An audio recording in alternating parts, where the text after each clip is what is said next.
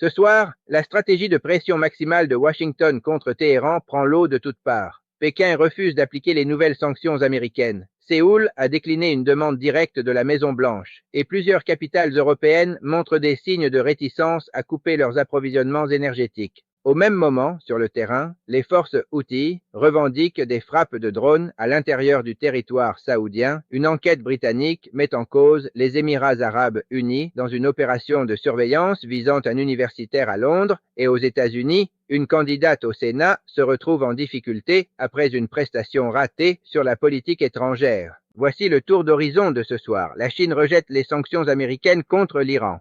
Le gouvernement chinois a publiquement écarté les nouvelles sanctions imposées par Washington à l'encontre de l'Iran, les qualifiant de mesures unilatérales sans fondement en droit international et non validées par le Conseil de sécurité de l'ONU. Pékin, qui reste le principal acheteur de pétrole iranien, a appelé les parties à privilégier la voie diplomatique plutôt que la pression économique. Cette position n'est pas isolée. Elle intervient après le refus de la Corée du Sud de s'associer à l'effort américain contre l'Iran, un refus que Donald Trump a lui-même évoqué publiquement, rappelant au passage la présence de dizaines de milliers de soldats américains stationnés en Corée du Sud face à la Corée du Nord. Plusieurs pays européens, dont l'Espagne, montreraient également des réticences à sacrifier leur approvisionnement énergétique pour suivre la ligne de Washington. Washington peine à définir un objectif clair.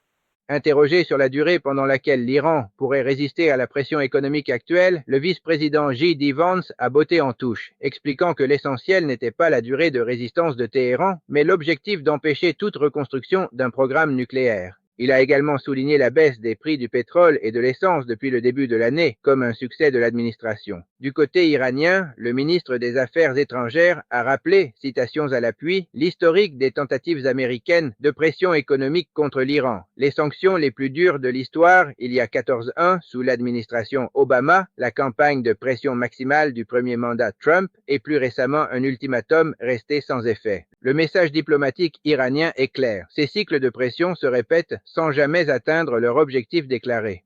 L'éditorialiste international de la BBC, Jeremy Bowen, apporte un éclairage similaire. Selon lui, l'administration américaine se trouve dans une impasse stratégique, à la recherche d'une porte de sortie que l'Iran ne semble pas pressé de lui offrir. Il souligne que Téhéran conserve un levier considérable avec le contrôle du détroit d'Ormuz, un point de passage stratégique pour l'approvisionnement énergétique mondial, et que la nouvelle génération de dirigeants iraniens, issus des gardiens de la révolution, aborderait la crise avec moins de prudence que ses prédécesseurs. Le Yémen s'enfonce dans l'escalade régionale.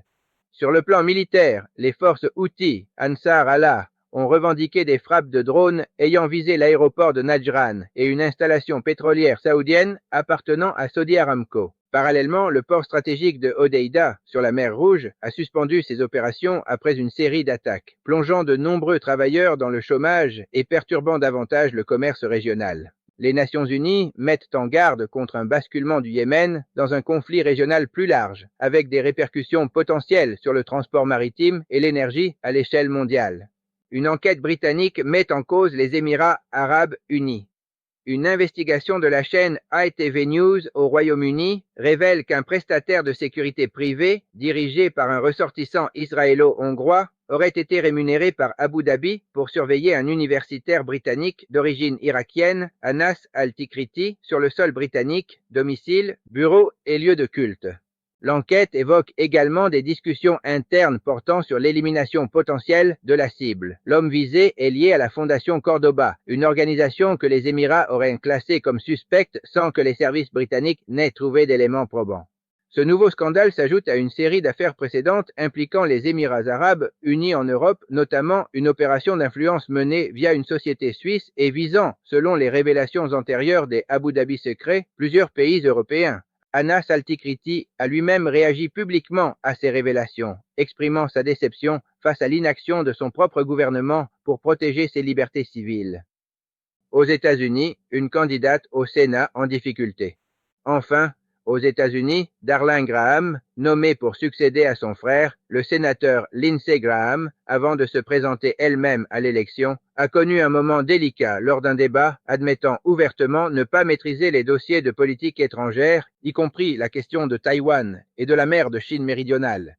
Sur une chaîne américaine, un intervenant a tenté de justifier sa candidature en misant sur l'expérience de son frère décédé, une défense qui a suscité des critiques sur les réseaux sociaux quant à la légitimité de ce raisonnement. Voilà pour ce tour d'horizon ce soir. Une pression américaine sur l'Iran de plus en plus isolé diplomatiquement, un Yémen au bord de l'embrasement, une affaire d'espionnage émirati à Londres et une classe politique américaine sous tension à l'approche des élections de mi-mandat. Merci de votre fidélité à la Voix des Nations. Abonnez-vous pour ne rien manquer des prochaines analyses.